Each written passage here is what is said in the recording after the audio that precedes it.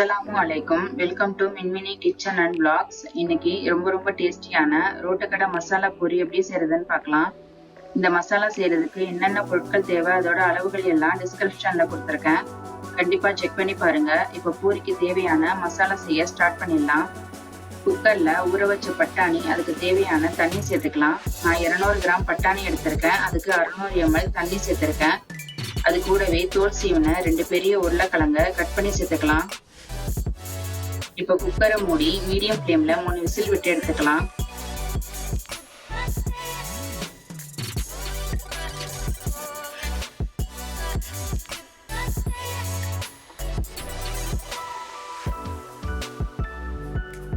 இப்போ பிரஷர் நல்லா அடங்கிடுச்சு. குக்கரை திறந்துக்கலாம். பட்டாணி உருளைக்கிழங்கெல்லாம் நல்லா வெந்துருச்சு. இதை ஒரு பாத்திரத்துக்கு மாத்திக்கலாம்.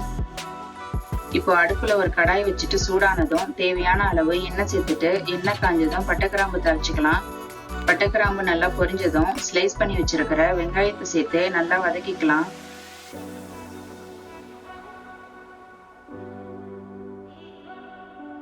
வெங்காயம் நல்லா வதங்கினதும் அது கூடவே தக்காளியும் சேர்த்து நல்லா வதக்கி விட்டுக்கலாம். தக்காளி நல்லா வதங்கிடுச்சு. இப்போ இஞ்சி பூண்டு பேஸ்ட் சேர்த்துட்டு பச்சை வாசனை போற வரைக்கும் நல்லா வதக்கி விட்டுக்கலாம்.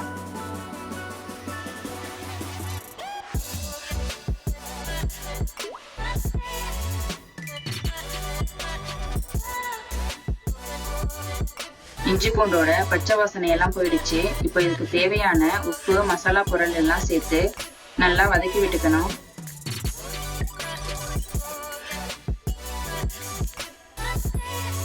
அடிப்பிடிச்சிடாம இருக்கிறதுக்காக 1 கப் பட்டாணி வேக வச்ச தண்ணி சேர்த்துக்கலாம்.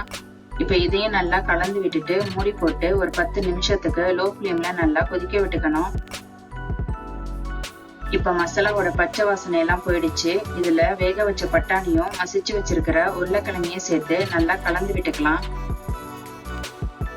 இந்த நேரத்துல உப்பு காரம் எல்லாம் சரியா இருக்கான்னு செக் பண்ணிட்டு தண்ணி தேவைன்னா அதையும் சேர்த்துக்கலாம். மசாலா ரொம்ப திக்கா இருக்கிறதுனால நான் 1 டம்ளர் தண்ணி சேர்த்திருக்கேன். இப்ப இதையும் நல்லா கலந்து விட்டுட்டு மூடி போட்டு லோ ஃப்ளேம்ல 10 நிமிஷத்துக்கு நல்லா கொதிக்க விட்டுக்கலாம்.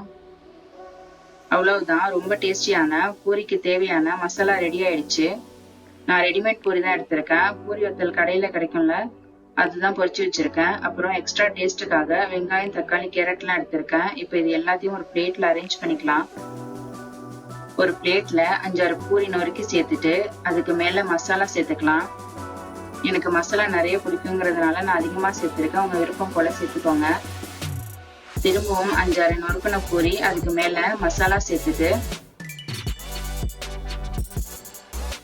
பொடியா நறுக்கின வெங்காயம், தக்காளி, துருவின கேரட், கொஞ்சமா பொரி, பொம்மை பொடியெல்லாம் சேர்த்துட்டு கடைசியா மல்லித்தலை தூவிக்கலாம்.